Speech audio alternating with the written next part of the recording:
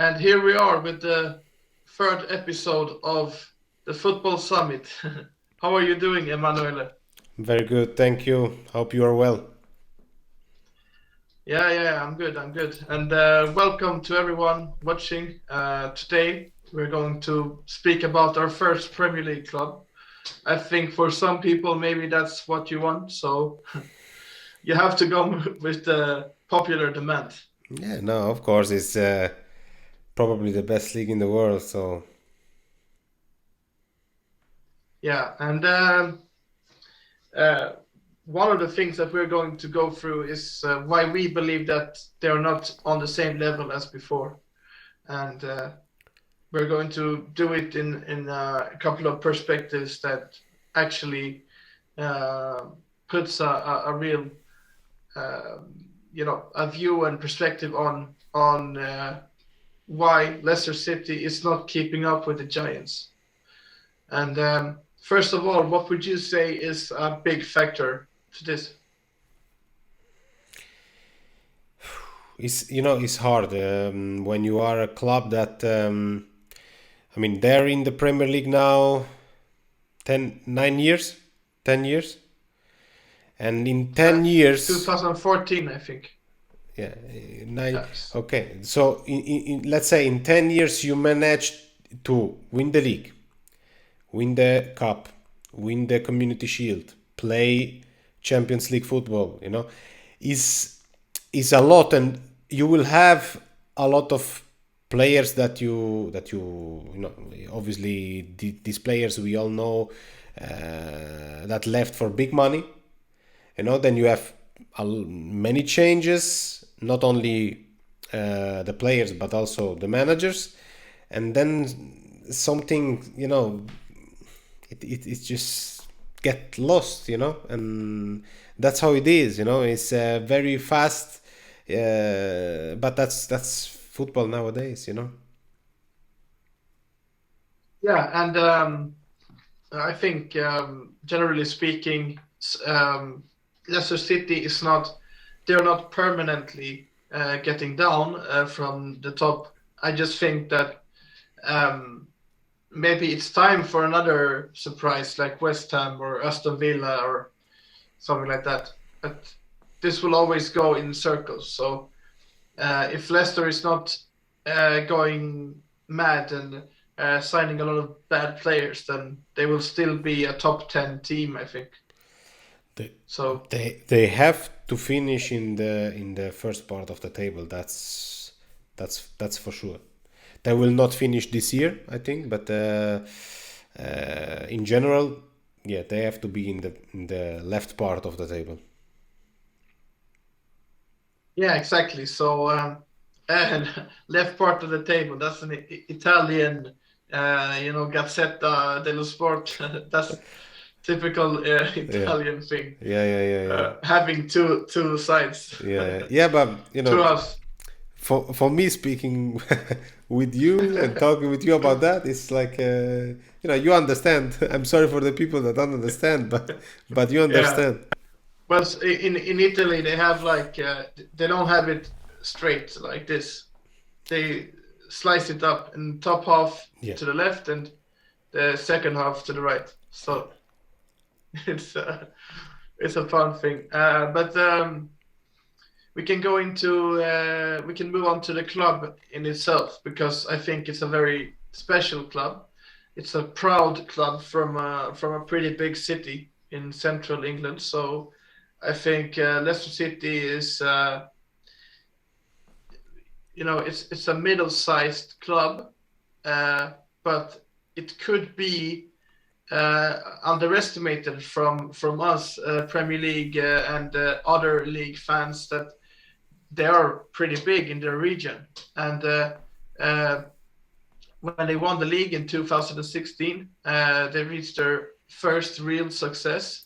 Uh, there were so many people behind the team, and the city was made into a big party land for a couple of weeks. So it was a special day for the city, and the following season. which was their first season as the reigning champions. They reached the quarterfinal stage of Champions League football and have been looking to return ever since. They've lost the Champions League spot on the last day of the season 2 years in a row. That's that you can really question their mentality sometimes. But considering they've been beaten by Chelsea and Manchester United, maybe you should not make so much out of it. No, it was clear that after being champions, the following season you cannot be up there, because you cannot ask them to play Premier League on a top level and then play Champions League and survive the group stage, go through, and then you cannot do. And in the Premier League you have a lot of games. The FA Cup and Carabao Cup, and you cannot be, if you are not the top teams like City, Liverpool, Chelsea. You cannot play all the competitions on a high level. So you have to choose. And for me, I understand that they wanted to do more in the Champions League because it was the first time and special, and you have been champion, so maybe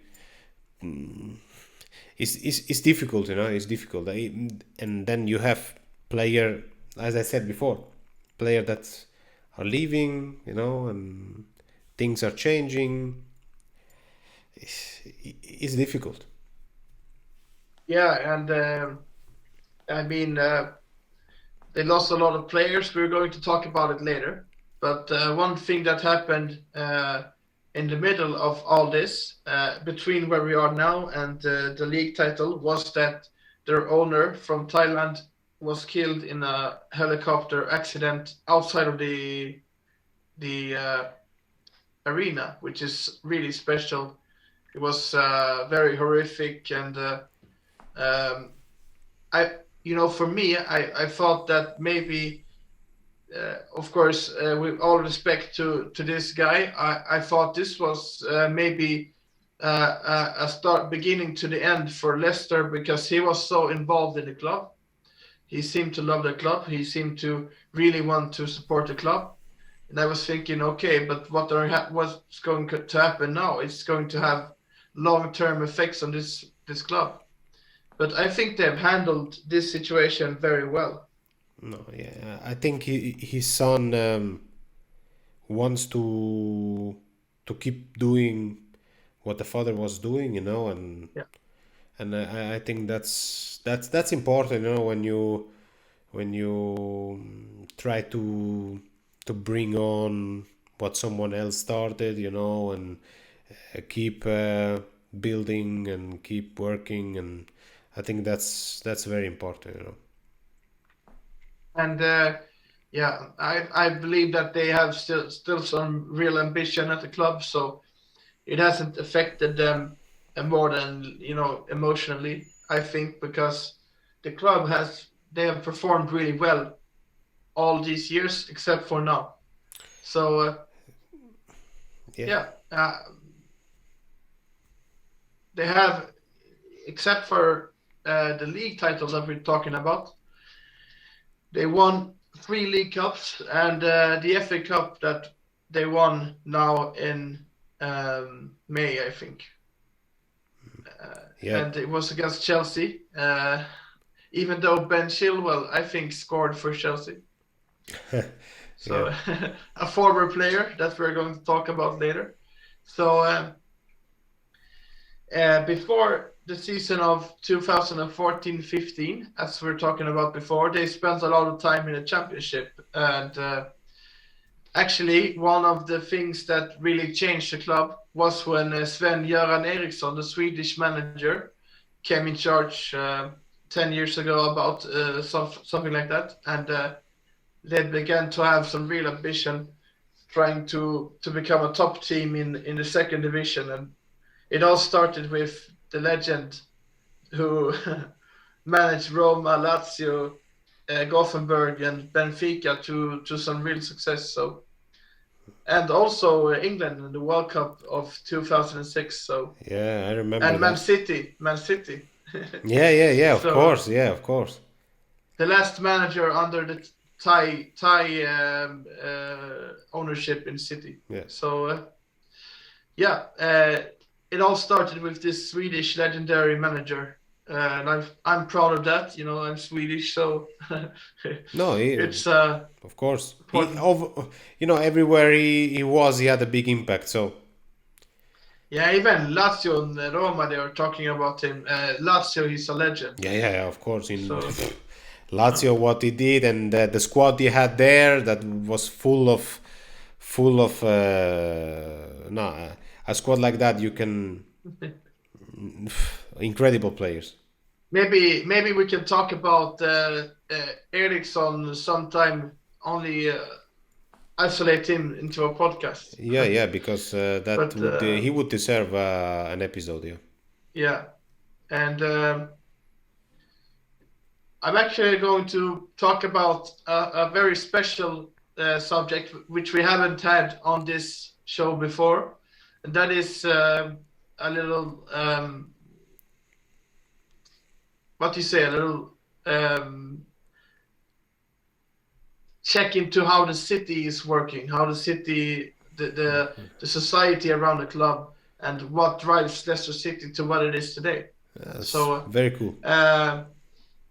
I found that, and I knew this before, but I've read that Leicester is a very diverse city.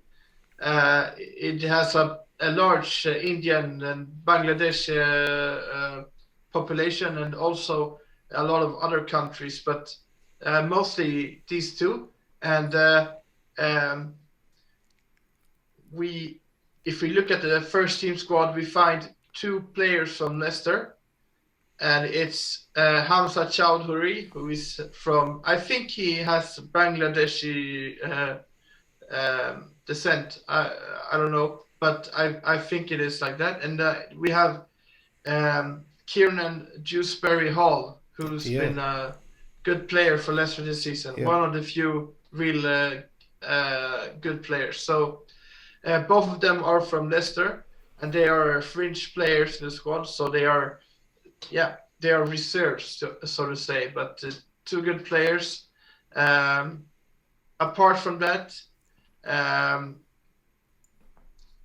2017, a ranking said that Leicester is the ninth best city in the Great Britain, before cities like London and Birmingham. So that was really interesting.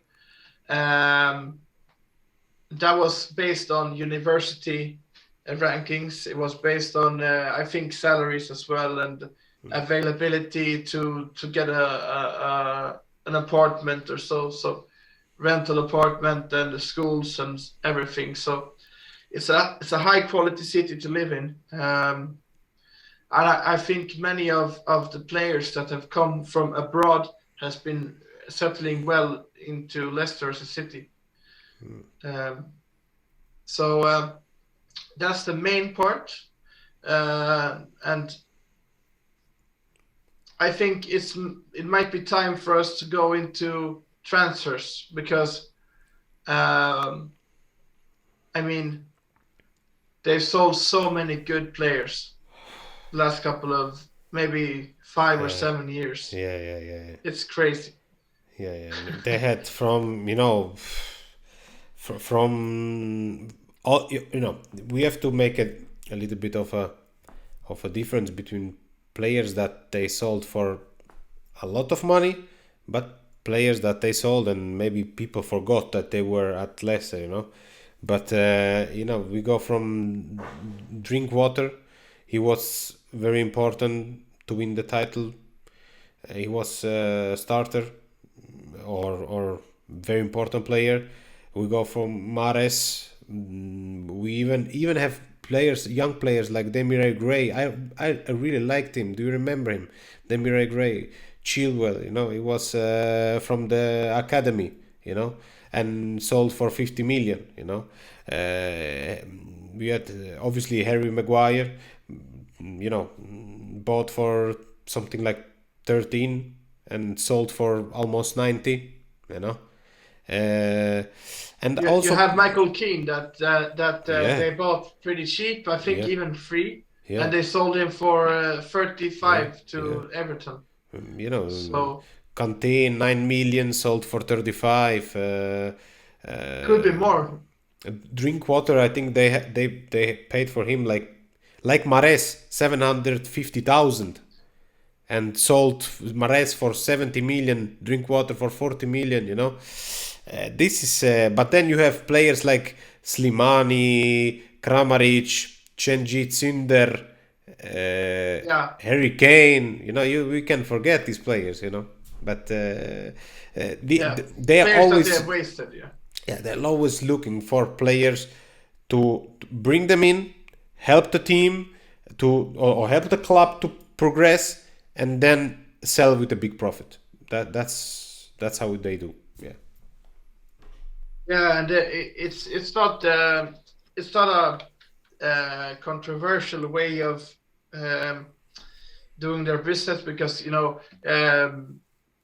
they might be a rich Premier League club, but compare them to Manchester City and they have nothing. They have peanuts. So Yeah, but naturally, Mahrez will want to go to City, and no, naturally, of course, it's okay. yeah, yeah. But the money, the value, they value the money more because, for example, you sell Maguire for 90 million, okay, no problem. But then Leicester is not spending 90 million on a player. They build did you see that their academy and facilities and training ground and everything, they build that with 100 million, and everything top standard, top, you sold a player, add a little bit of money, and new training ground. So that's very smart. Very smart. They all the players they get, most of them are in the region of 20 million, but then they sell for, on the They made on, some odd exceptions, like the exceptions would be Tielemans, he's the but most, yeah. but he was worth it. He was worth Yeah, 45. no, Yeah. that's of course, but you know the only transfer that maybe they didn't get enough money was Kante, because they sold him for 35 million. 35 is one leg. 1 foot. Nah, it's no chance. 35 million. Okay, they got him for 9, and then you say, okay, I sell for 35. Okay, but he's fantastic. Yeah, he's. I think. Okay, Mahrez is fantastic, but for me, Kante is the best player of all these because for Yeah. me, he's the most unique one. You cannot say a single player in his role that is better. It's impossible. No, On the he's other hand, it's a very specific role, so yeah. But yeah, but no, Kante is. Yeah, I remember Ranieri in a post-match conference saying that he could run for 3 games in a row. So yeah, that's yeah, he could play three more games tonight. I think he said. no, no, that's crazy. But it's true when you see him on the pitch, he's everywhere. So Yeah, and I think they're still. Uh, we said before that they have fallen from their grace. They're not as good as before. But look at their midfield. It's really, really, really good. Madison, Tielemans, and Didi. Maybe I'm forgetting someone. Sumare is pretty good. oh, that the squad is So good. it's That's a really, really good midfield. That's yeah. they, Brandon Rodgers. I think I like him as a manager, but if he were to say sometime that oh, I don't have enough midfielders, I will tell him to, No, no, no, no, no, no, no. it's not It's not a squad problem or a quality problem. It's not. mentality. I think, for what I've seen this season, I think it's mentality because they have a couple of good players on every position. They're playing in some games good football, but when it comes to the end of the game, they lose it. Like Tottenham, 2 goals in overtime. It's crazy. Yeah, that's. And last season it was the same, and the season before that it was the same. And I think Brendan Rodgers, that's typical of him because the same thing happened Liverpool against Crystal Palace or whatever club it was. Chelsea was Chelsea, sorry. yeah. I don't know why I said Crystal Palace, but the Baba Yeah. and of course it's not Brendan Rodgers' fault that Gerrard slipped, but it was typical of his fortune. Yeah. It's the way that things goes for him. But he started the season well because he won the Community Shield against City. So one more trophy, important for them. And I thought, okay, starting really well and strong. But then if I look at it now, they conceded too many goals. They conceded far too many goals, and I think only Everton, Norwich, and Watford are the three teams that conceded more, and all of them are in relegation zone. They or Everton is on the line there, but Norwich and Watford are fighting relegation. So it's not a good sign. When you concede this many goals. Yeah, 45 goals in 26 games. That's too much. Is too much. Then is a team that can score 4 goals and win, but also concede 4 and lose badly. That's no balance. That's eliminated in the FA Cup against Nottingham Forest 4-1. It's not. I don't know. They finished third, I think, third in the Europa League group behind the Spartak and Napoli. Conference League. Good chances to go and play the quarterfinal. They won now the first leg 2-0 against Rennes. But if they go through, they will have the quarterfinal against Olympique Marseille.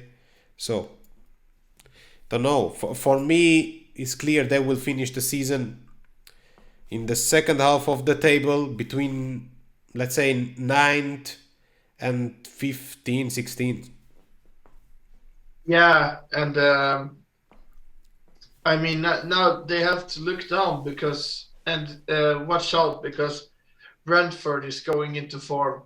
You never know with Newcastle; they're looking really good right now, and Leeds maybe they are turning their fortune around, and Brighton you never know because they're performing constantly well on the pitch. Maybe not getting the results that they deserve. So Leicester, they have to keep up and get going. I mean, they will not get relegated. It's impossible with 11 points. Then they have to lose every game. No, relegated, no, but No, but they should be, as you said, top 10, yeah, left half of the table. Yeah. Maybe where Aston Villa and Southampton is heading right now. I mean, if West Ham and Wolves, they are 48 and 46 points, I think, and Villa around 35. They are 9th, I mean. Yeah. So maybe Leicester should be around somewhere between 36 and 45 in a normal season. This season is not a normal season for them. Yeah. They have only 33 points so far, 11 losses, which is really, really much. Yeah. So I'm not impressed at all. I think this team it should be challenging the way West Ham is challenging for top five. Yeah, of course, West Ham. Yeah, yeah, he's doing a great job, Yeah. and West Ham had problems, and they were fighting. I don't want to say fighting relegation, but they were there in the zone where it's a little bit complicated to play, and now they're up there. No, so I hope for Leicester that it's just one bad season, and then everything goes back to normal, because when Rodgers came in, I really thought they could. I thought they could challenge for the Champions League spot, So, but now is Arsenal is very good again, and it's difficult in the Premier League. Is everyone knows it's difficult because you have 5, 6, 7 very good teams, so it's difficult. But in the first 10 teams, they have to be there. And okay, so you have made an analysis of maybe why this is happening, or is it more general? I think when Brendan Rodgers arrived in the club, he had I think he had them in the Champions League spot, and then the season was suspended because of COVID. Do you remember that? And they were fourth, so they were in the Champions League spot. And then when after the restart, they had a poor run, and ended up being fifth in the end. But there I thought, okay, this is a good team, a good manager. They can maybe make with him. They can make one more step, and be there. But what I like about him, you can like I like it, but maybe is also a problem, because he is a coach that he has how can I, an overall philosophy on how he wants his team to play. Every coach has that, you know how you want your team to play and everything. But I don't know any other coach that is so open to, I don't know, to making changes if you play a specific opponent, if you have a situation, injuries. I've never seen a coach that is so open to make changes. So I've seen, when he first arrived, I've seen them play in a 4-1-4-1. Then I've seen them play in a 4-2-3-1. I've seen them with a back three or back five, depends on how you want to see it. And now, in the last couple of games, I saw them play 4-3-3. That's what I said before about balance. Maybe you should stick to, especially in a season like that, where the things are not going so well. Maybe stick to one system. Give some stability to the team, and and try to play your best football. But what I saw over all this period, doesn't matter if they're playing with a back three or back five, if they're playing with a back four, he has some principles that he always wants to see. Doesn't matter the system. One is that he wants to stay compact between the lines and defend the white spaces, and even with the midfielders, the central midfielders going out, and support the fullback or the wing back, and that for in the offensive play, we know, mainly because of Ranieri, but in our head, in our mind, is Leicester as a counter-attacking team. But and this was true under Ranieri. They become champions with counter-attacking football, you know. But I think Rogers has brought to the team more attacking tactics and strategies, and but what he wants is to play very fast, you know. But they are comfortable when they have to break down low blocks. You know, I saw them playing very well. You know, moving the ball, but moving the ball very quickly. You know, that is good because it is it suits the defensive style they have. Most of the time they absorb the pressure and then go on a counter, you know, fast. So that's they can do, but even if they have possession, you know, they always work the ball around quickly. So you use the space. I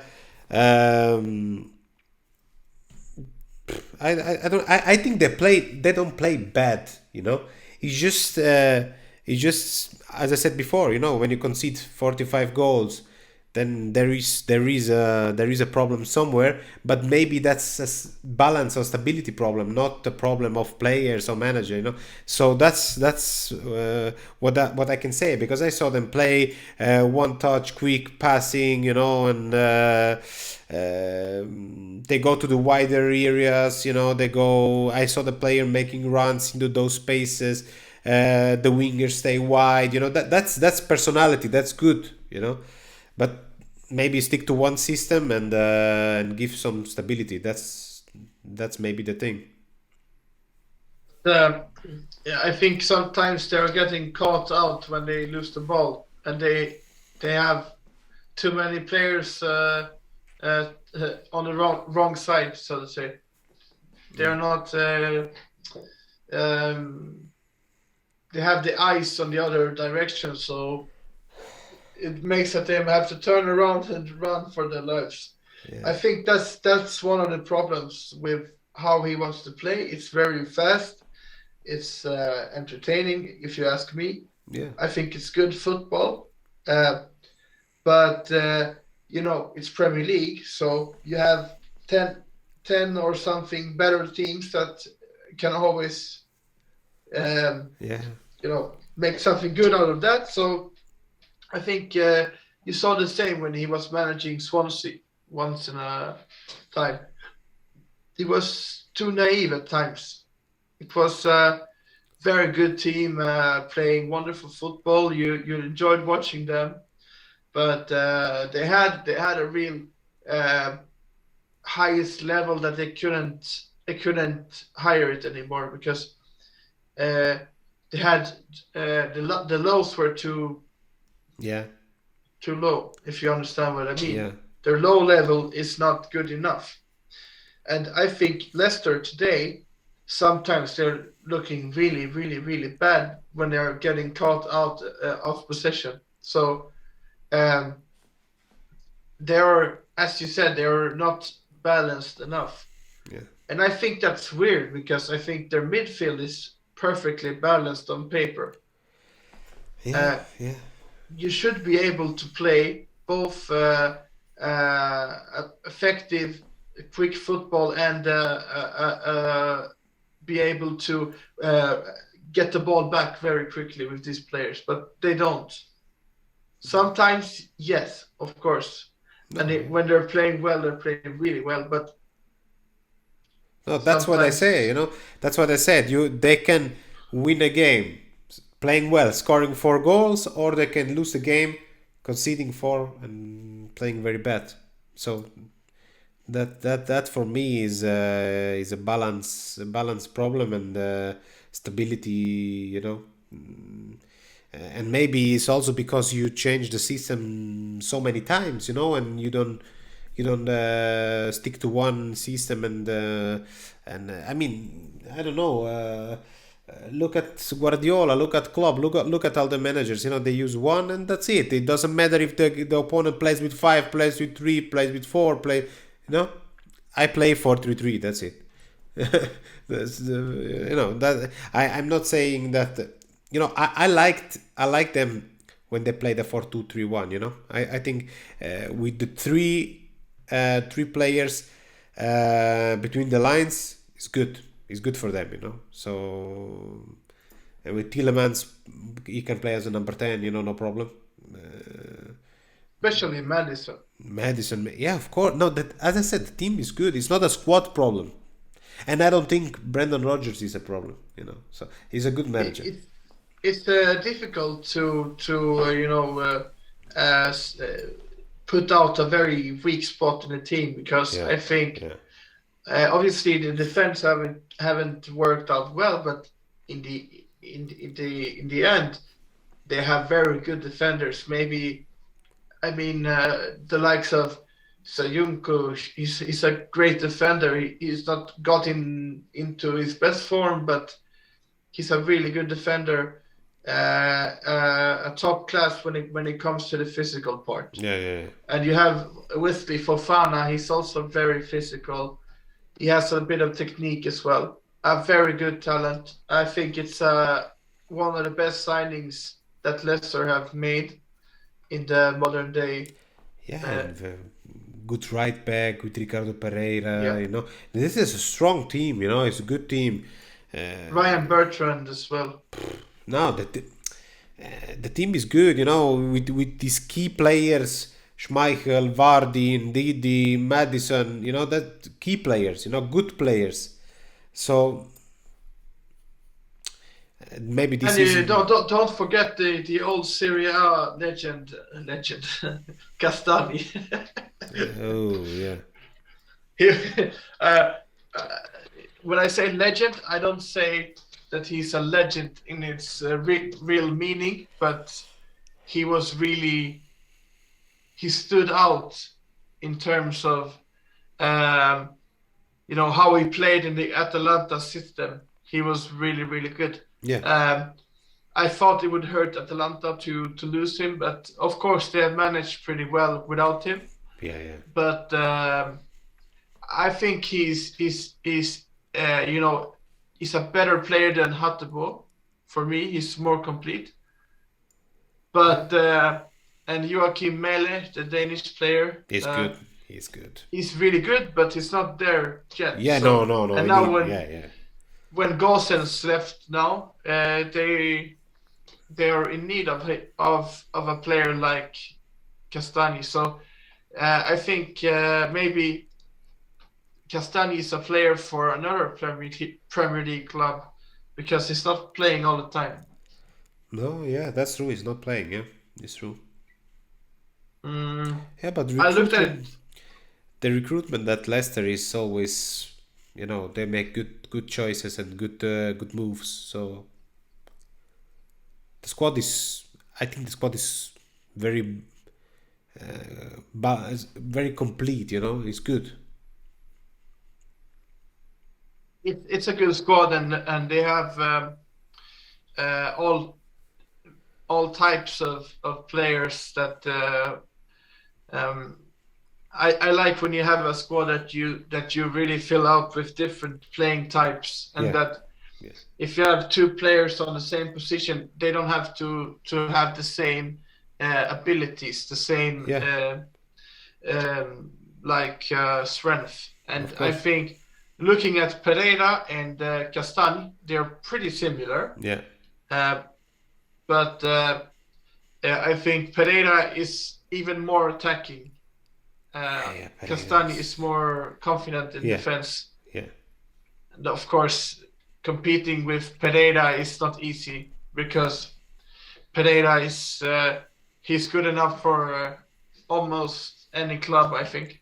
No, no. He's. Surprised that he's still at Leicester. Yeah, that's true. Yeah, yeah. So yeah, I think we're talking about this team is not doing well considering their squad, and they have a player like Castani on the bench. I think Yeah, Castani, he would be worth maybe 25, 30 million if he was sold. yeah, yeah, He's a yeah, really good player, quality. yeah. Yeah, in now that in the last couple of games he played 4-3-3, you know, you have to. Uh, I don't know the squad. That's why I said the squad is good. It's difficult then to find a spot and to play as a starter. You know.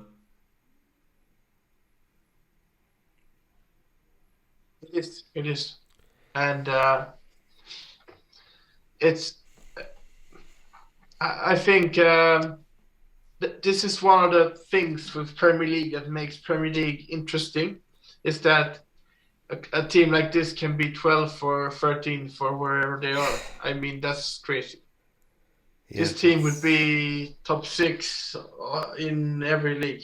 Yeah. Easy. Yeah. Of course. Yeah. Yeah. So, yeah, but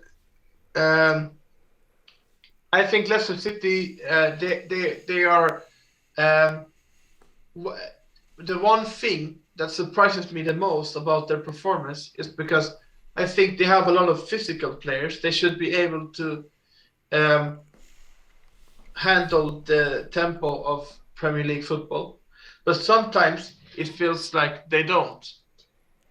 And I would like to speak about with someone that follows Leicester every week and talk about that, because it feels like the squad is wrongly used by Rodgers in that way. Yeah. Yeah. Maybe that's not a problem of the players. You know.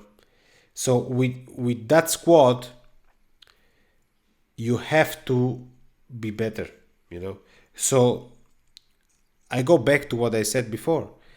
Find the solution in a system and in a playing style, and then try to put your best players together, you know, so that you can. And if you want to play, for example, if you want to play counter-attacking football, okay, no problem. Do it well. Stay 11 like Atletico, 11 players behind the ball, close everything, no problem. If that's your style, play like that, no problem, but do it well. But don't now with the 4-3-3. I don't think that he should play 4-3-3. You know, it's not, and not in this particular moment where the things are not going so well. Why playing 4-3 and trying to tiki-taka football and no, you know, you need something else now. Yeah, and I think the wingers need to take a bigger responsibility going back when he lose the ball, trying Yeah, to regain possession. yeah. That's where I think some of these Guardiola-esque teams, like Rodgers teams, that they fail in, that they don't have. Uh, okay, indeed, he's a really good ball winner, but there's something in the system uh, that makes their positioning too high, that they're very vulnerable to lose the ball, as I said before, Yeah, and I think if you look at for example, when we talked about Ajax, that's not the case, because um, they are prepared. They have their clusters of players. yeah, Some players are here and some players are here, yeah, and they're ready for everything. yeah. Of course, sometimes they are caught out of possession. That's normal. Yeah, You you will know, but always. when you play like that, and basically your back four is on the half line. We analyze that. You know, you have the risk to play one against one. It's like that. You know, when you play off, you press, you go high. It's like that. But it cannot be if you concede a lot of, maybe you score a lot, you score good enough goals, but if you concede that much, if you concede 45 goals, then maybe the system is not for you. You know, you need to find another approach to the games, and maybe cover a little bit more. Maybe a 4-1-4-1 like he had in the beginning Yeah, was good. the positioning, the main positioning is a bit lower. So that's if you can't handle, if you're not one of the best teams in the league, you should never play a very high risk football. I think Of course. it's like Leeds United. Now this season they have been playing high risk, high risk, high risk, high risk, no reward.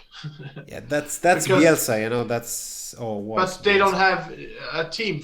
Okay, they have a really good team. It's not a bad team, but it's not like Yep. any of these top five No, teams. Bielsa is special. Bielsa is he could lose 20 games in a row, but he would still play like that. Bielsa is like that, you know. That's he's not going to hide. He's not going to play to just to defend. You know, he wants to play football. You know, he wants to play forward. You know, always going forward. You know, that's Bielsa. He's special. He influenced I don't know how many coaches. You know, he's this is we are talking about Johan Cruyff and Bielsa, maybe Pep. These three. That's it. I think even Klopp could be categorized as such a manager, not changing anything at all. Yeah. But sometimes, okay, I regret that comment because gegenpressing could be very defensive as well. So But yeah, this is part of our gegenpressing is part of our of the modern game. You know, without that, look at experienced managers like Rangnick make with gegenpressing. That's philosophy. That's not just something in the moment. That's philosophy. You know. that it's life for them.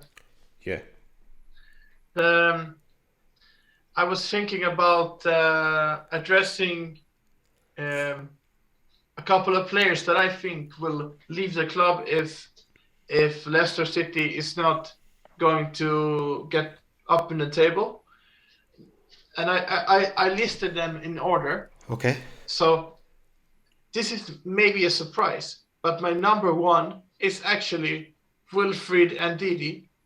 That I believe if they're not dramatically bettering themselves, he will go to a club like United or Tottenham or something like that in the summer because he's really really good. Yeah. And you might expect Tielemans on number one, but I think Ndidi is so Yeah, special. yeah, no. For me, I would put him as well as number one, because after Kante, he's the best in the league. Winning the percentage of winning balls is, and big teams are looking for these players. You know, Yeah, United, Tottenham. I of course. think even Liverpool could use a player like that. Yeah, yeah, of course. Yeah, of It's course. not Yeah, very important. They have a good midfield, but yeah, yeah. So that was my number one, and number two is actually Tielemans. As I said, he's a versatile player, yeah, a lot of attacking threat, but also a good physical player to win the ball, win some air duels on in the middle of the pitch, and even though he's not the tallest player in the world, he still has a lot of. He's good at jumping up and winning the ball. So I think the way that he runs with the ball it's special. You don't see those midfielders every day. yeah. And it's time for him to take this step. Yeah, no, he's very good. Probably he could play at Tottenham. I think. No? Would fit with Conte maybe. Yeah, he has some similarities with players that he's liked before, like Marquisio and Barella. Yeah, that. Uh, I think he's more technical Yeah, yeah, than. yeah, yeah. Of course, yeah. But if you look 10 years back, like Marquisio, he was very special because you don't see those kind of midfielders anymore. It's Yeah, old school, and Tielemans has a lot of old school elements, yeah, but he's also new school when it comes to having a good presence around the box and in the box. yeah. True. He's dangerous in front of goal.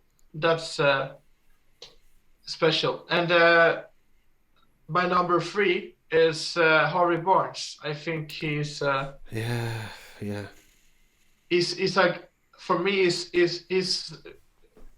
going on the inside with the ball, uh, creating some logical problems for the opponents. They have to uh, you know, when you're defending, you're always counting the number of players around you, the attacking players.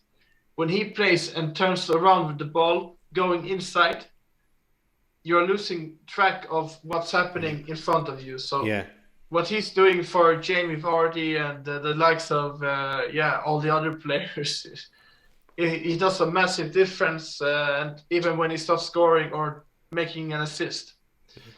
So for me, he's a very clever player. He could do a job at top clubs as well. yeah. I think he's good. I like him. Is and that's why I say Leicester in the recruitment is always on point. They bring up these players and good.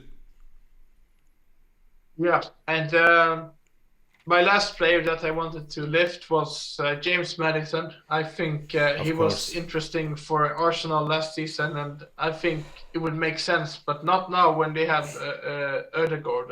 Of course, No, but uh, Madison will leave in the summer. I think is he's a good player. yeah, yeah, He has great feet, and yeah, the deliverance from him is delivery going forward is it's a 100% rule that he will create dangerous chances every game. yeah, That's what you get with him.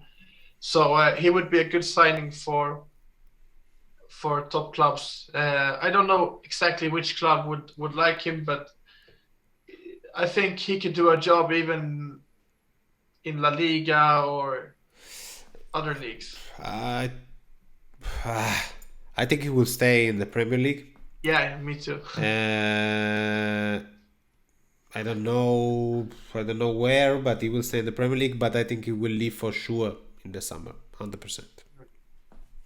Maybe if I'm taking, out of nowhere, I haven't seen this rumor, but I could see West Ham being interested.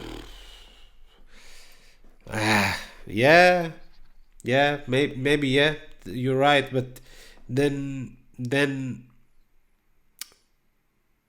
if I was him, I would balance this offer very well. Would say okay, maybe I stay at Leicester then. You know, I will only move for top four. You know, Yeah, but Liverpool, Chelsea, United, Arsenal, Tottenham. Uh, did I say Liverpool? I don't think so. None of these top six clubs have a natural place for them right now, for him right now, right? Or am I wrong? yeah, yeah, it's difficult. It's very difficult. Depend. Yeah, maybe depends what United is going to be from the summer. Who is going to be the manager, uh, and what they have in mind and what they want to build. But I think he would fit there. Maybe you're right. But they have the likes of Bruno Fernandes Of course, and Donny van de Beek, and yeah, many other players, of Yeah, course. but Pogba. there is a squad. Yeah, but Pogba, I don't know, out of contract in the summer and problems and I don't know what, you know. So, and first of Going back to all, Gobi. oof, if he goes back to Juventus, then yeah, yeah, but could be true because on a free Juventus, you know, on a free they could get him. But the Italian, the Italian government, and they will solve it. yeah, yeah, no problem. Of course, no, that's nothing new, you know. But at United there is. I think Madison would be a good fit, but it Yeah, depends on who will be the next manager. You know, now we are middle of March. We don't know the next manager. We don't know the board. We don't know the squad, who is going to stay, who is going to leave. We don't know anything, and the organization is bad. So there you need not only a manager and a couple of new players. There you need a new board, you know, with a real sporting director and on and on and on, you know. yeah, and we'll see what Leicester will do in the future. Do you have a tip of where do you see them landing in the table at the end? that that's what I said before, between 9th and 15th. Hmm. Say a specific number. It's difficult. It's I think Leicester City is finishing 10th. I think they will gain a little bit.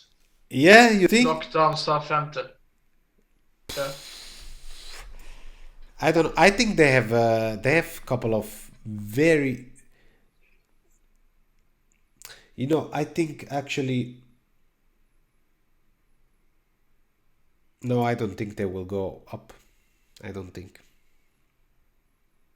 Well, with those words, maybe it's time to end the episode for today. Yeah, of course, yeah.